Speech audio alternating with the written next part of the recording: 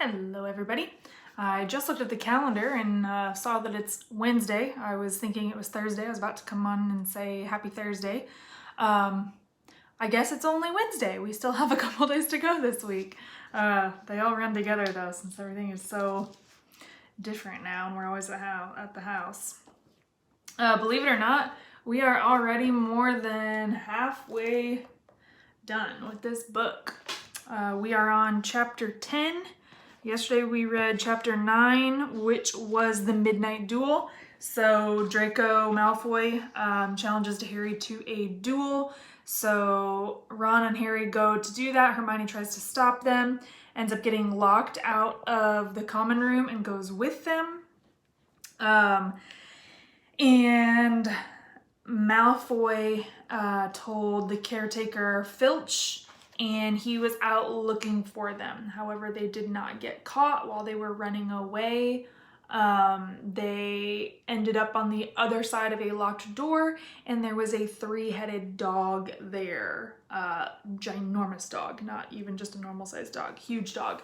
And that, right after that, they ran all the way back to Gryffindor common room, made it back.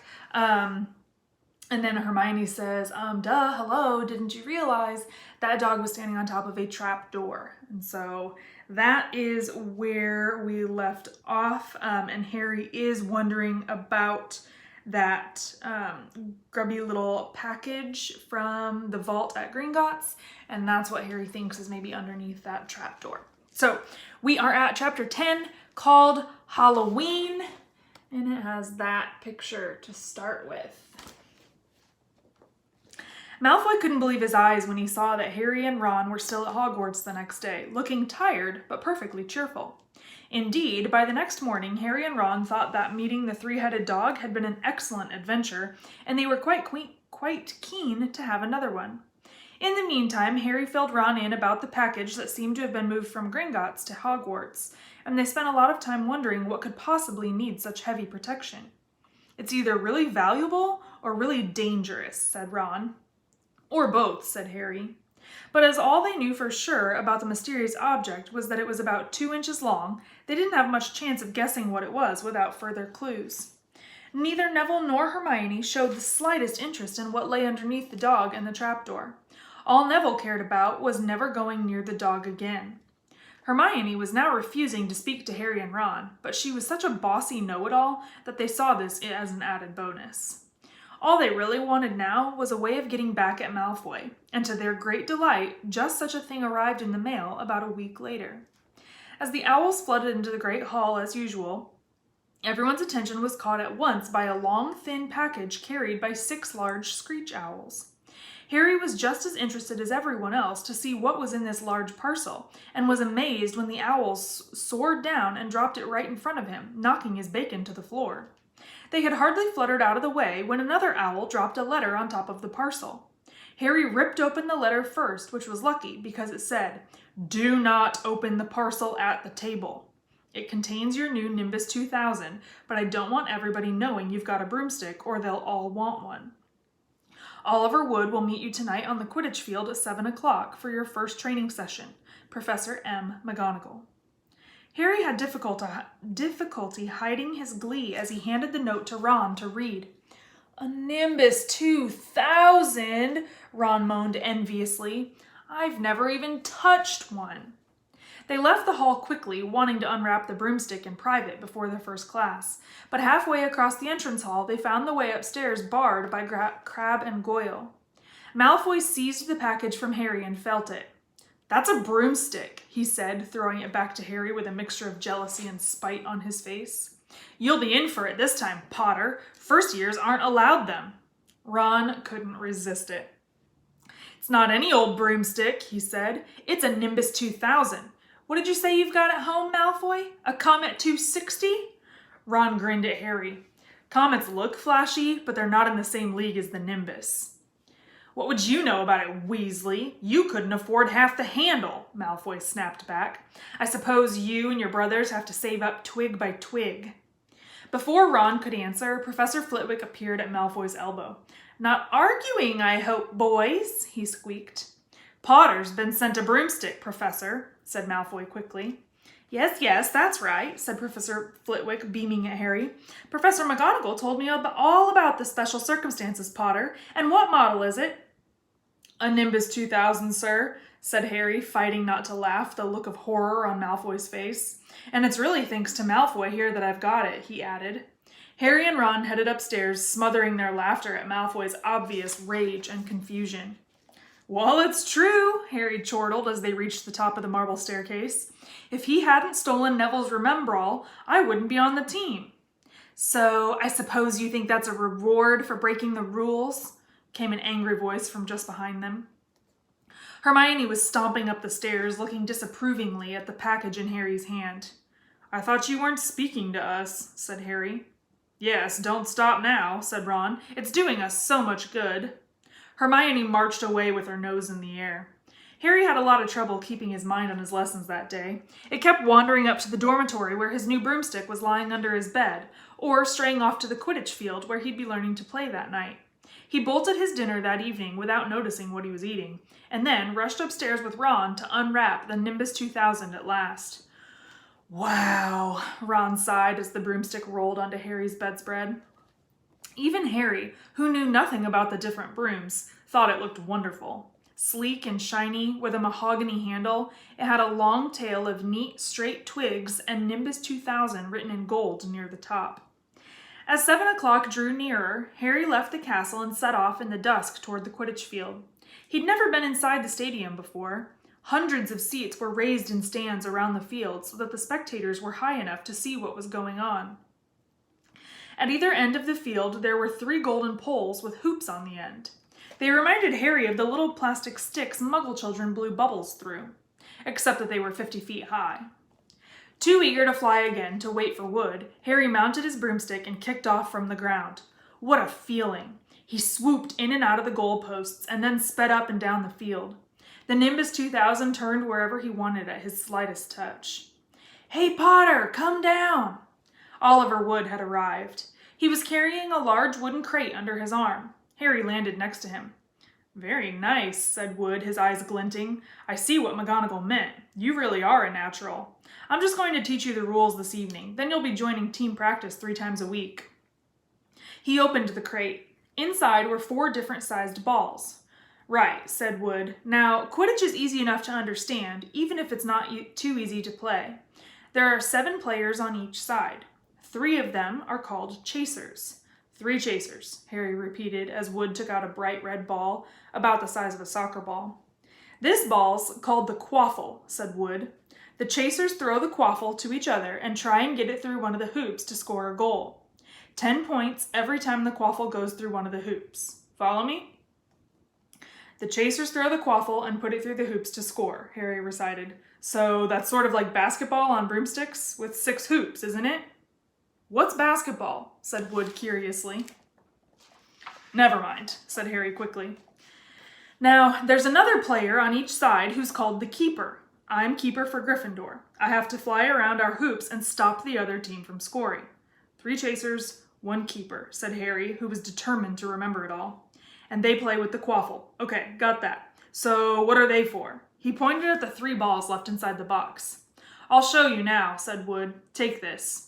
He handed Harry a small club, a bit like a short baseball bat. I'm going to show you what the bludgers do, Wood said. These 2 are the bludgers. He showed Harry 2 identical balls, jet black and slightly smaller than the red quaffle. Harry noticed that they seemed to be straining to escape the straps holding them inside the box. Stand back, Wood warned Harry.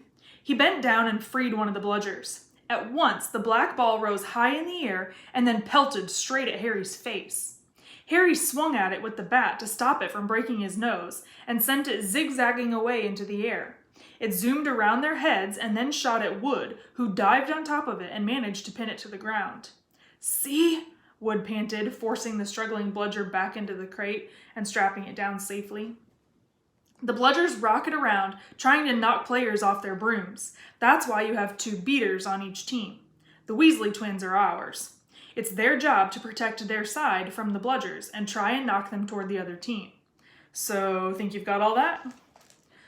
3 chasers try and score with the quaffle. The keeper guards the goalposts. The beaters keep the bludgers away from their team. Harry reeled off. Very good, said Wood.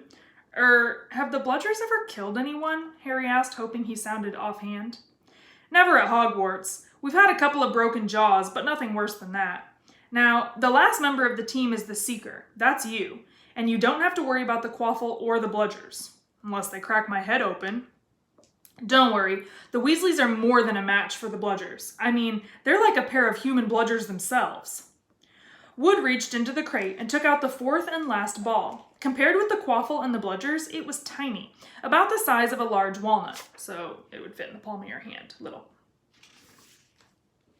It was bright gold and had little fluttering silver wings.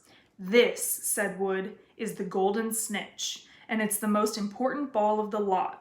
It's very hard to catch because it's so fast and difficult to see. It's the Seeker's job to catch it. You've got to weave in and out of the chasers, beaters, bludgers, and quaffle to get it before the other team's Seeker, because whichever Seeker catches the snitch wins his team an extra 150 points. So they nearly always win. That's why Seekers get fouled so much. A game of Quidditch only ends when the snitch is caught, so it can go on for ages. I think the record is 3 months. They had to keep bringing on substitutes so the players could get some sleep. Well, that's it. Any questions? Harry shook his head. He understood what he had to do all right. It was doing it that was going to be the problem. We won't practice with the snitch yet, said Wood, carefully shutting it back inside the crate. It's too dark. We might lose it. Let's try you out with a few of these. He pulled a bag of ordinary golf balls out of his pocket, and a few minutes later he and Harry were up in the air, Wood throwing the golf balls as hard as he could in every direction for Harry to catch. Harry didn't miss a single one, and Wood was delighted. After half an hour, night had really fallen, and they couldn't carry on. That Quidditch Cup will have our name on it this year, said Wood happily, as they trudged back up to the castle. I wouldn't be surprised if you turn out better than Charlie Weasley, and he could have played for England if he hadn't gone off chasing dragons. Perhaps it was because he was now so busy, what with Quidditch practice 3 evenings a week on top of all his homework, but Harry could hardly believe it when he realized that he'd already been at Hogwarts 2 months. The castle felt more like home than Privet Drive ever had. His lessons, too, were becoming more and more interesting now that they had mastered the basics. On Halloween morning, they woke to the delicious smell of baking pumpkin wafting through the corridors. Even better, Professor Flitwick announced in Charms that he thought they were ready to start making objects fly, something they had all been dying to try since they'd seen him make Neville's toad zoom around the classroom. Professor Flitwick put the class into pairs to practice. Harry's partner was Seamus Finnegan, which was a relief because Neville had been trying to catch his eye. Ron, however, was to be working with Hermione Granger. It was hard to tell whether Ron or Hermione was angrier about this. She hadn't spoken to either of them since the day Harry's broomstick had arrived. Now don't forget that nice wrist movement we've been practicing, squeaked Professor Flitwick, perched on top of his pile of books as usual. Swish and flick. Remember, swish and flick. And saying the magic words properly is very important too. Never forget Wizard Baruffio, who said S instead of F and found himself on the floor with a buffalo on his chest. It was very difficult. Harry and Seamus swished and flicked, but the feather they were supposed to be sending skyward just lay on the desktop. Seamus got so impatient that he prodded it with his wand and set fire to it. Harry had to put it out with his hat. Ron, at the next table, wasn't having much more luck. Wingardium Leviosa, he shouted, waving his long arms like a windmill. You're saying it wrong, Harry heard Hermione snap. It's Wingardium Leviosa. Make the gar nice and long. You do it then if you're so clever, Ron snarled. Hermione rolled up the sleeves of her gown, flicked her wand, and said, Wingardium Leviosa. Their feather rose off the desk and hovered about 4 feet above their heads. Oh, well done, cried Professor Flitwick, clapping. Everyone see here, Miss Granger's done it. Ron was in a very bad mood by the end of class. It's no wonder no one can stand her, he said to Harry as they pushed their way into the crowded corridor. She's a nightmare, honestly. Someone knocked into Harry as they hurried past him. It was Hermione. Harry caught a glimpse of her face and was startled to see that she was in tears. I think she heard you. So, said Ron, but he looked a bit uncomfortable. She must have noticed she's got no friends. Hermione didn't turn up for the next class and wasn't seen all afternoon. On their way down to the Great Hall for the Halloween feast, Harry and Ron overheard Parvati Patil telling her friend Lavender that Hermione was crying in the girls' bathroom and wanted to be left alone. Ron looked still more awkward at this, but a moment later they had entered the Great Hall, where the Halloween decorations put Hermione out of their minds. 1,000 live bats fluttered from the walls and ceiling, while 1,000 more swooped over the tables in low black clouds, making the candles and the pumpkins stutter. The feast appeared suddenly on the golden plates, as it had at the start of term banquet. Harry was just helping himself to a baked potato when Professor Quirrell came sprinting into the hall, his turban askew and terror on his face. Everyone stared as he reached Professor Dumbledore's chair, slumped against the table, and gasped, "Troll! In the dungeons! Thought you ought to know!" He then sank to the floor in a dead faint. There was an uproar. It took several purple firecrackers exploding from the end of Professor Dumbledore's wand to bring silence. "Prefects," he rumbled, "lead your houses back to the dormitories immediately." Percy was in his element. "Follow me! Stick together, first years! No need to fear the troll if you follow my orders. Stay close behind me now. Make way, first years coming through. Excuse me, I'm a prefect." "How could a troll get in?" Harry asked as they climbed the stairs. "Don't ask me, they're supposed to be really stupid," said Ron. "Maybe Peeves let it in for a Halloween joke." They passed different groups of people hurrying in different directions. As they jostled their way through a crowd of confused Hufflepuffs, Harry suddenly grabbed Ron's arm. "I've just thought. Hermione." "What about her?" "She doesn't know about the troll." Ron bit his lip. "Oh, all right," he snapped. "But Percy better not see us." Ducking down, they joined the Hufflepuffs going the other way, slipped down a deserted side corridor, and hurried off toward the girls' bathroom. They had just turned the corner when they heard quick footsteps behind them. "Percy!" hissed Ron, pulling Harry behind a large stone griffin. Peering around it, however, they saw not Percy, but Snape. He crossed the corridor and disappeared from view. "What's he doing?" Harry whispered. "Why isn't he down in the dungeons with the rest of the teachers?" "Search me." Quietly as possible, they crept along the next corridor after Snape's fading footsteps. "He's heading for the 3rd floor," Harry said, but Ron held up his hand. "Can you smell something?" Harry sniffed, and a foul stench reached his nostrils, a mixture of old socks and the kind of public toilet no one seems to clean. And then they heard it, a low grunting and the shuffling footfalls of gigantic feet. Ron pointed. At the end of a passage to the left, something huge was moving toward them. They shrank into the shadows and watched as it emerged into a patch of moonlight. It was a horrible sight, 12 feet tall. Its skin was a dull granite gray, its great lumpy body like a boulder, with its small bald head perched on top like a coconut. It had short legs, thick as tree trunks, with flat, horny feet. The smell coming from it was incredible. It was holding a huge wooden club, which dragged along the floor because its arms were so long. The troll stopped next to a doorway and peered inside. It waggled its long ears, making up its tiny mind, then slouched slowly into the room. "The key's in the lock," Harry muttered. "We could lock it in." "Good idea," said Ron nervously. They edged toward the open door, mouths dry, praying the troll wasn't about to come out of it. With one great leap, Harry managed to grab the key, slam the door, and lock it. Yes! Flushed with their victory, they started to run back up the passage, but as they reached the corner, they heard something that made their hearts stop. A high, petrified scream, and it was coming from the chamber they'd just chained up. "Oh no," said Ron, pale as the Bloody Baron. "It's the girls' bathroom," Harry gasped. "Hermione!" they said together. It was the last thing they wanted to do, but what choice did they have? Wheeling around, they sprinted back to the door and turned to the key, fumbling in their panic. Harry pulled the door open and they ran inside.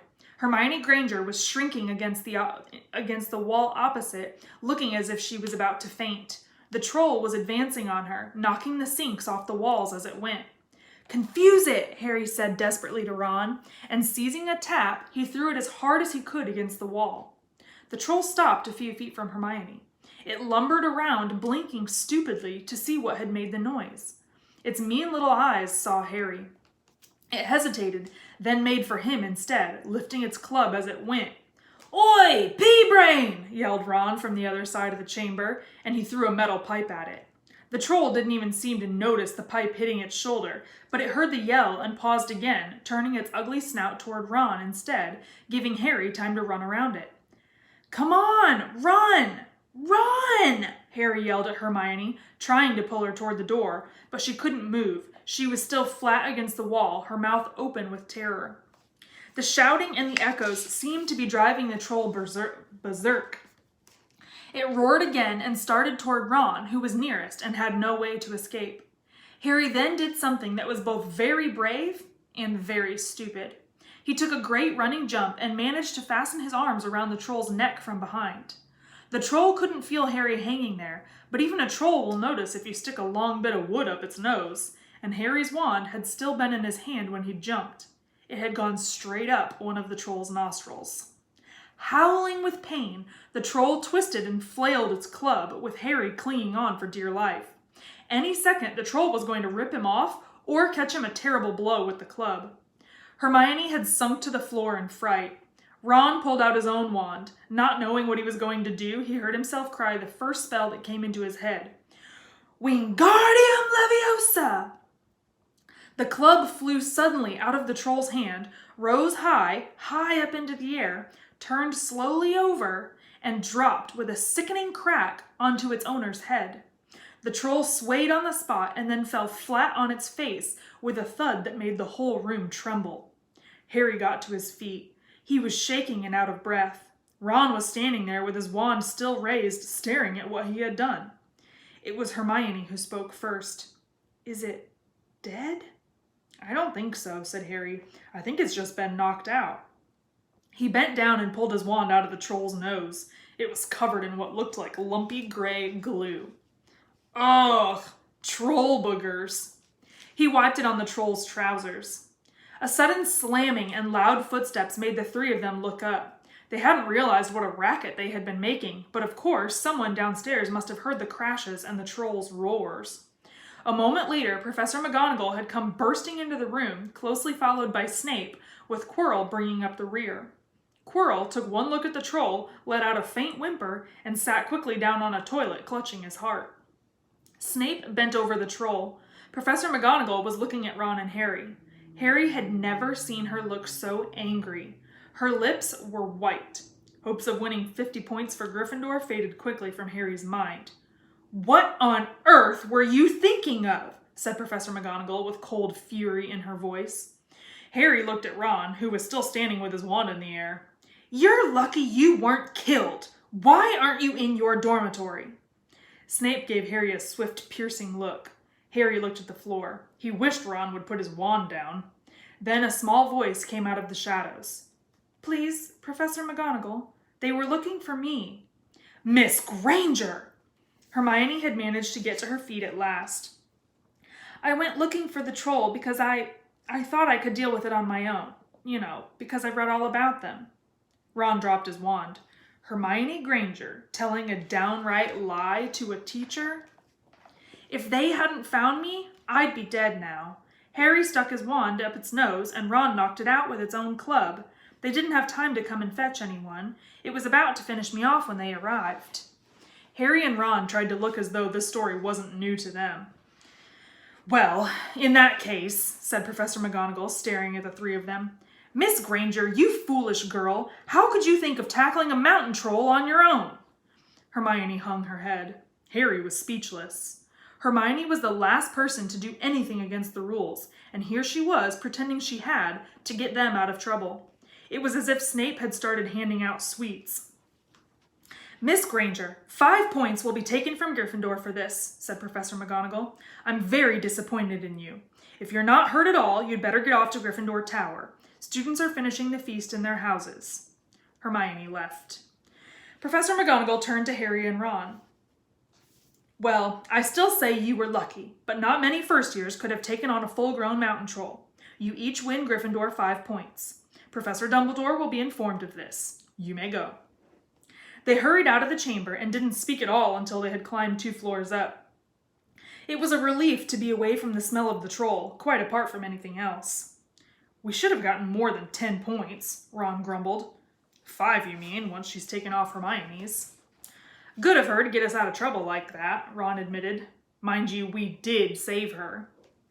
She might not have needed saving if we hadn't locked the thing in with her, Harry reminded. They had reached the portrait of the fat lady. Pig snout, they said, and entered.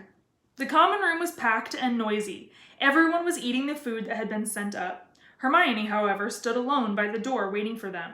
There was a very embarrassed pause. Then, none of them looking at each other, they all said thanks and hurried off to get plates. But from that moment on, Hermione Granger became their friend. There are some things you can't share without ending up liking each other, and knocking out a 12-foot mountain troll is one of them. That is the end of chapter 10. Tomorrow will be chapter 11, Quidditch. Did you expect them to beat that troll or not get in a lot of trouble for it? And what do you think is going to happen in the Quidditch chapter tomorrow? You think it's going to be practice and he gets to play with the team maybe? Or what? I will see you tomorrow and we will find out. Bye.